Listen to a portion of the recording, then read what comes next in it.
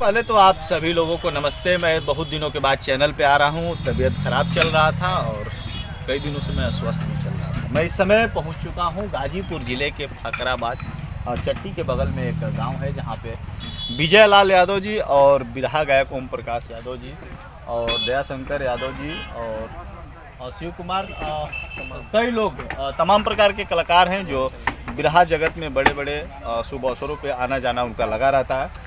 हमारे बीच आप देख रहे होंगे राजू भैया जी हैं, छात्र नेता भी रह चुके हैं। सबसे पहले तो अपने चैनल में आपका बहुत बहुत स्वागत करता हूं।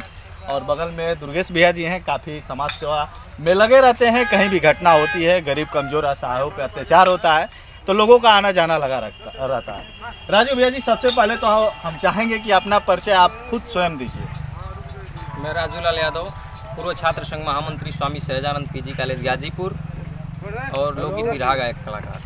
भैया जी, आज किस तरह का यहाँ कार्यक्रम रखा गया है और कौन कौन से जानकारी मिली है कि बड़े बड़े स्टार आ रहे हैं, ओम प्रकाश जी भी आ रहे हैं, क्या यह बात सत्य है? जी बिल्कुल सत्य है। आज 12 नवंबर को इस फकराबाद के ऐतिहासिक धरती पे ऐतिहासिक बिरहा महोत्सव होने जा रहा है, जिसमें पूर्वांचल ही नहीं बल्कि अदर प्रदेश के नेपाल तक के गायक कलाकार आ रहे हैं। जो विजय लाल यादव बिरहा सम्राट जिनके संरक्षक में यह कार्यक्रम हो रहा है, जिसमें पूर्वांचल के बहुत ही बड़ी बड़ी हस्तियां आ रही हैं जो बिरहा विधा को उठा करके इस खेत खलियान से और टीवी चैनल पे सिनेमा के पर्दे पर ले गए। ऐसे ऐसे कलाकार आ रहे हैं। अच्छा भैया जी, एक बात बताइए, विजय लाल यादव जी बिरहा के सम्राट मतलब बहुत ही बड़े कलाकार माने जाते हैं, बहुत से लोगों को उन्होंने सिखाया है। अच्छा एक बात बताइए, एक बार उनको जंगीपुर विधानसभा से उनको एक बार विधायकी का शायद टिकट भी मिला था। जानकारी मिलती है कि वो चुनाव नहीं लड़े। जो सपा पार्टी के जो भी गाइडलाइंस हैं उसको उन्होंने फॉलो किया था। तो इस संबंध में आप क्या कहना चाहेंगे? इस संबंध में उन्हीं के मुखार बिंदु से हम लोग भी ये जानते हैं, मंच पे वो बताए थे कि हम चुनाव लड़ने वाले थे। टिकट का भी ऐलान हो चुका था, लेकिन धरतीपुत्र मुलायम सिंह यादव के द्वारा एक फ़ोन आया और हमने टिकट को मतलब वहीं तत्काल इस्तीफा दे दिया कि हम नहीं लड़ेंगे चुनाव और समाजवादी पार्टी के लिए आजीवन जिएंगे और मरेंगे समाजवादी झंडे के नीचे। मेरी लाश दफनाई जाएगी।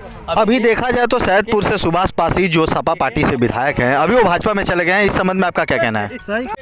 देखिए, जिसको जहाँ अच्छा लगे, ज़्यादा सम्मान मिले भाई वो चले।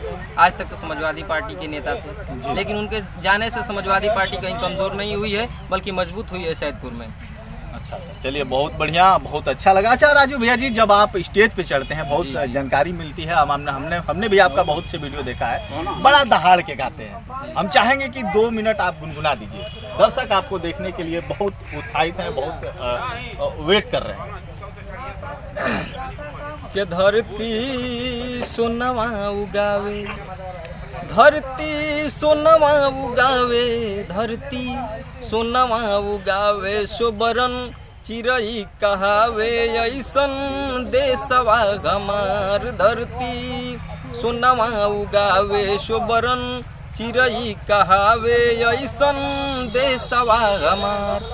जय हिंद, जय भारत। अच्छा भैया, एक बात बताइए, आप लोग हमेशा समाज की सेवा करते रहते हैं। कहीं भी घटना होती है, दुर्घटना होती है, गरीब कमज़ोर असहायों पे अत्याचार होता है, वहाँ जाकर उन्हें न्याय भी दिलवाते हैं। हमने कई वीडियो देखा है, हमने आपका वीडियो भी बनाया है। आपको कैसा लगता है?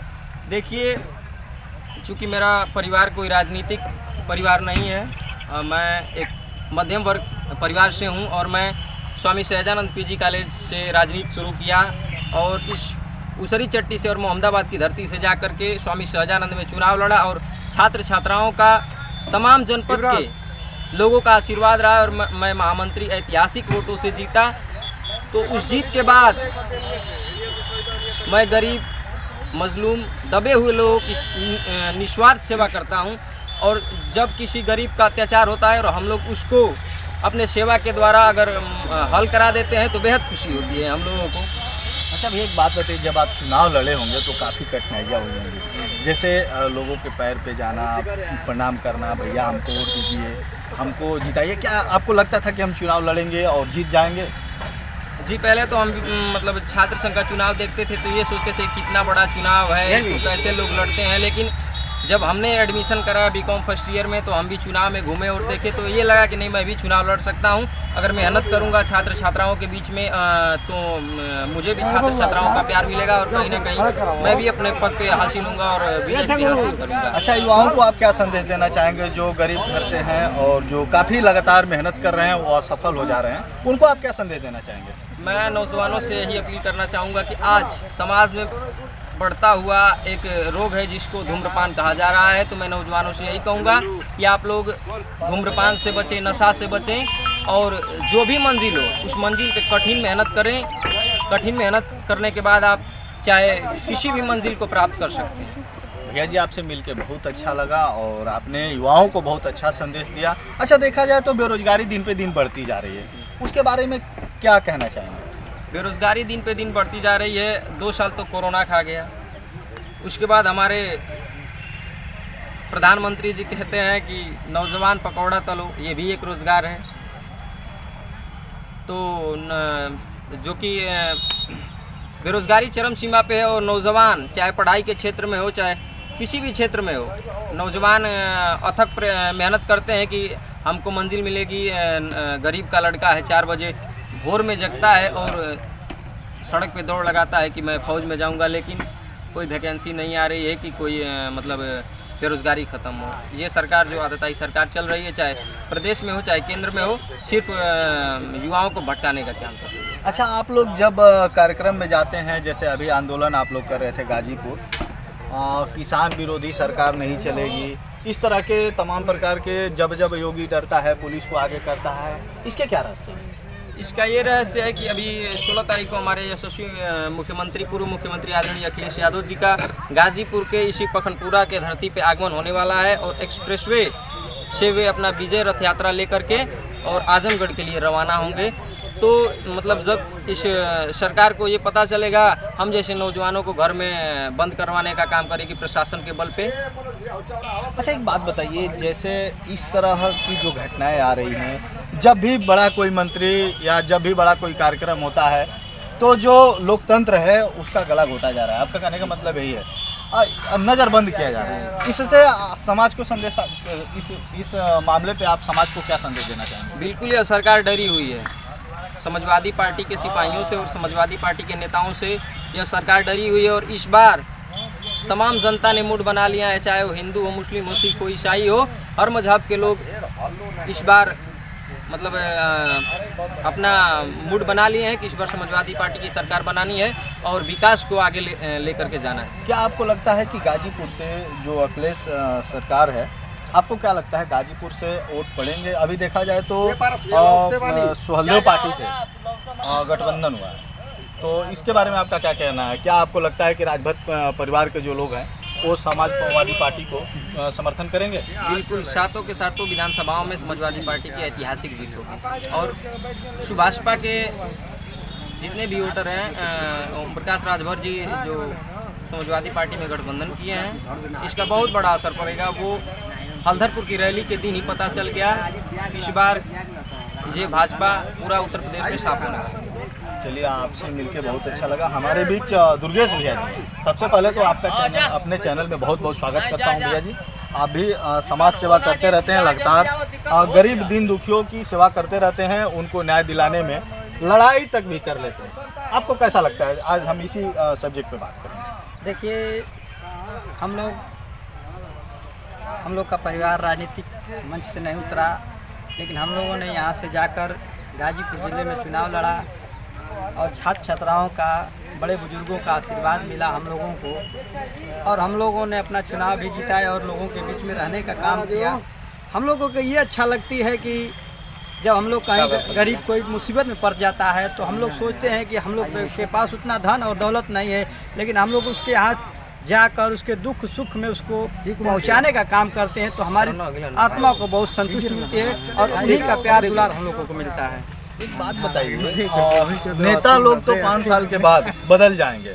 लोगों का कहना है कि यदि अधिकारी को ही सही किया जाए तो शायद जो हमारे देश की जो भी सुरक्षा व्यवस्था है शायद वो बदल सकती है। इस पे आपका क्या कहना है? देखिए, नेता लोग जब मान लीजिए जिसकी सरकार होती है उसकी जो अधिकारी होते हैं उसके गुलाम होते हैं। अधिकारी अगर आज के समय में आपको बता दूं कि अधिकारी जिस चुनाव का घड़ी आ चुका है और जो एसडीएम है, डीएम है, कोतवाल है, दरोगा हैं, ये बदल कर अपने माफिक हर थाने पे, हर ब्लॉक में एसडीएम को लाया जा रहा है कि मुझे चुनाव जीतने में ज़्यादा कठिनाइयाँ ना पड़े। इसलिए कि अगर एसडीएम मेरा रहेगा, दरोगा मेरा रहेगा, कोतवाल मेरा रहेगा, तो जनता को भड़काकर धमकाकर मैं वोट लेने का काम करूँगा। अच्छा, एक बात बताइए, 2022 में क्या लगता है कि जो पूर्व मुख्यमंत्री अखिलेश यादव जी हैं उनकी सरकार बनेगी? जी हाँ, 2022 में ओम प्रकाश राजभर जी से हम लोग का गठबंधन हुआ और आने वाली जो 2022 की सीटें हम लोगों के विचार में है, इसलिए से छोटी छोटी जातियां हैं और जो नौजवान हैं इस सरकार से इतना पीड़ित हो चुके हैं, बुजुर्ग भी हैं, जो भी हर चीज़ इस समय देखिए अखिलेश यादव की सरकार थी तो इस लॉकडाउन में 100 नंबर काम किया, 108 नंबर काम किया, 102 नंबर काम किया। हम कभी भी अगर बीमार हो जाते थे, लॉकडाउन में हमें कोई व्यवस्था नहीं मिलती थी तो हम लोग 108 को डायल करते थे, हमारे यहाँ गाड़ी आ जाती थी और हम उस गाड़ी पर बैठकर हॉस्पिटल चले जाते थे। अच्छा, एक बात बताइए, चलिए हम आज बात करते हैं, एक बहुत ही इम्पोर्टेंट हमारा क्वेश्चन होगा। और जैसे देखिए 100 से 112 हुआ, अभी देखा जाए तो शहरों का नाम बदलाव किया जा रहा है। क्या आपको लगता है कि नाम बदलने से देश का विकास हो पाएगा? जी नहीं, ये सरकार सिर्फ नाम बदलना जानती है, ये काम करना नहीं जानती है। मान लीजिए कि एक्सप्रेसवे माननीय राष्ट्रीय अध्यक्ष अखिलेश यादव जी ने उसको नियुक्त किया था, नहीं बनाया था, लेकिन आज के डेट में उसको नापा जाए तो वो कम है। आज के डेट में जो नाप वो अखिलेश यादव जी ने दिया कि इतनी नाप पर बननी चाहिए, लेकिन वो उतनी नाप पर बनी नहीं है और उतनी हाईवे बनी नहीं है। अगर आप उस रोड पर अगर फास्ट जाते हैं तो इतना उस पर जर्किंग है कि आप अगर सावधानी से नहीं जाएंगे तो आपकी गाड़ी खाले में गिर सकती है। राजू भैया जी, एक छोटा सा क्वेश्चन होगा आपसे। राजू भैया जी हमारे बीच फिर से जुड़ रहे हैं और आप लोग युवा पीढ़ी के लोग हैं और युवा नेता भी हैं, चुनाव भी लड़ते हैं और काफ़ी अच्छा लगता है। भैया जी, एक बात बताइए, अभी हमारे आंखों के सामने, अभी मैं आगरा गया था और दिल्ली भी गया हूँ और भी जगहों पे गया हूँ, तो बड़े बुजुर्ग जो चाचा जी लोग थे वो लोग बोले कि भैया हमें इलाहाबाद का टिकट दे दो रेलवे स्टेशन पे। वो बोला, जो रेलवे स्टेशन का जो टिकट कलेक्टर था, टिकट काटने वाला था, बोला कि इलाहाबाद का टिकट नहीं, इलाहाबाद के लिए कोई गाड़ी नहीं जाएगी। तो मुझे थोड़ा सा हंसी छूटा। एक बात बताइए, नाम बदलने से क्या लगता है आपको, विकास होगा? कुछ विकास नहीं होगा, सिर्फ ये नाम बदलने के अलावा कुछ कर ही नहीं सकते हैं। और कहा जाता है कि 100 से 112 की तो भैंस, खूंटा बदलने से तो भैंस ज़्यादा दूध देगी नहीं, सिर्फ यही काम करते हैं। हंसी भी छूटता है जी।